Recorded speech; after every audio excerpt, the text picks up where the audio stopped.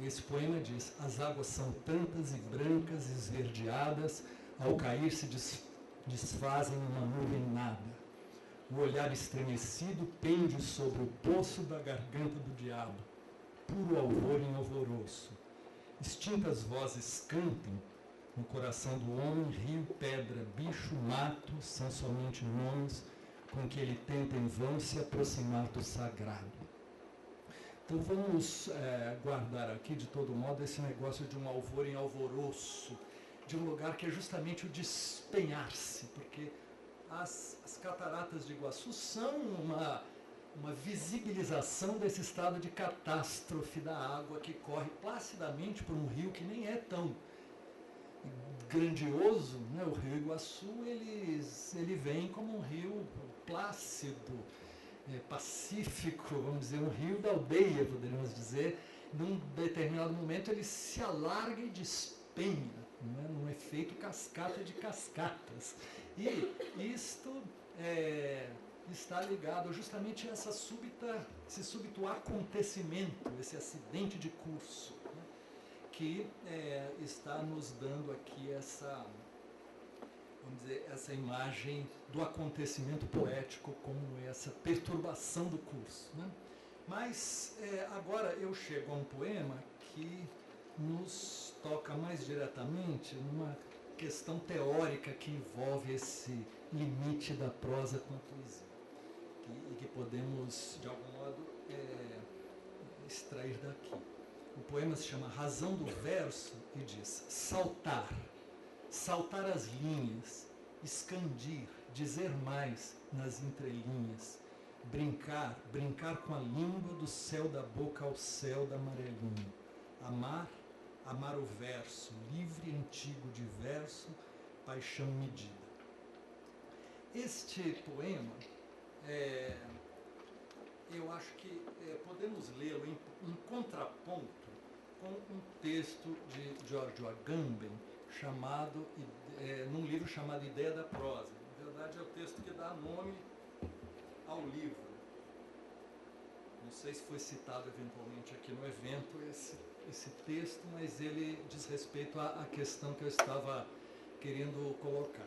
Ele diz assim: é um fato sobre o qual nunca se refletirá o suficiente que nenhuma definição do verso é perfeitamente satisfatória, exceto aquela que assegura a sua identidade em relação à prosa através da possibilidade do enjambement.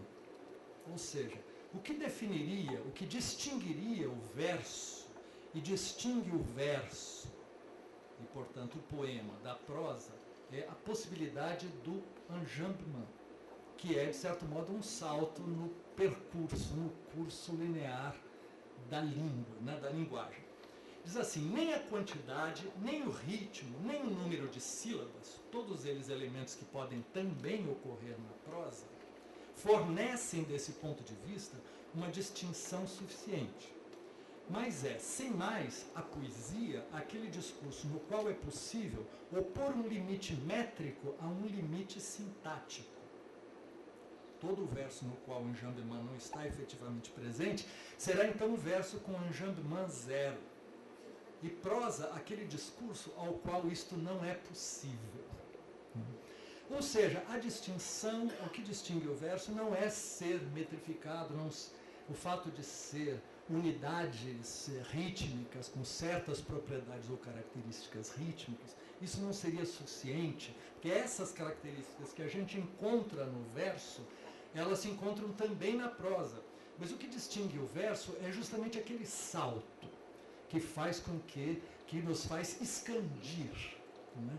E ao saltar, criar, portanto, eu diria, uma perturbação no curso da linha prosaica e estabelecer uma entrelinha, né, que está num verso, está no outro, mas está num terceiro lugar, que não é nenhum dos dois. E este vamos dizer assim, diz ele, um traço genérico. Eu não estou aqui preocupado em achar a definição final da poesia perante a prosa, mas pensar o quanto esse recorte é estimulante para pensarmos uma questão, né, que está em jogo aqui. Ou seja, a poesia, aquele discurso no qual é possível opor um limite métrico a um limite sintático, que se encontram em relação de defasagem, não se encontram em relação de fase. Ou seja, nós podemos ter, e temos muito comumente, unidades sintáticas que coincidem com unidades métricas ou com as unidades rítmicas do verso. Mas isso não é necessário que seja assim. Muitas vezes, justamente, uma dessas unidades, vamos dizer, as unidades sintáticas extrapolam do verso, e é justamente dessa defasagem que resulta um efeito que só a poesia, o verso teria, só o verso teria, e a prosa não tem.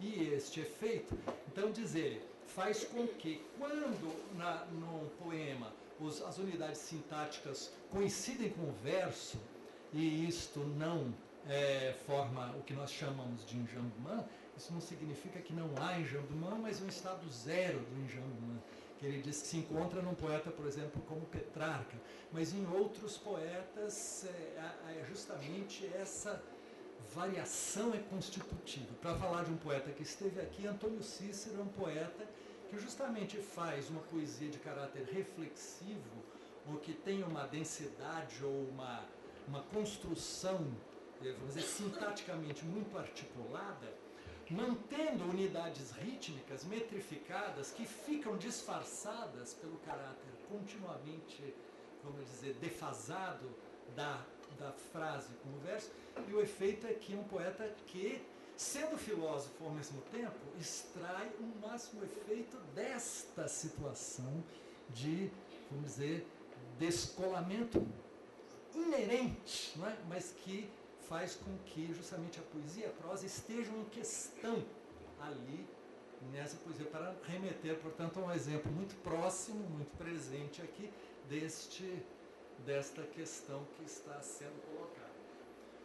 O enjambement exibe uma não coincidência, uma desconexão entre o elemento métrico e o elemento sintático, né? Que é o que eu tinha acabado de parafrasear, entre o ritmo sonoro e o sentido, como se, contrariamente a um preconceito muito generalizado, que vê nela a poesia o lugar de um encontro, de uma perfeita consonância entre som e sentido, a poesia vivesse, pelo contrário, apenas da sua íntima discórdia. Né? Ou seja, se estamos acostumados a pensar que a poesia é um estado máximo de aproximação, de conjunção entre o som e o sentido, é preciso pensar, aqui no caso ele vai retornar à ideia que está em Valéry, da hesitação entre o som e o sentido, ou aqui de uma discórdia, ou seja, insisto na ideia de defasagem entre o ritmo sintático e o ritmo métrico.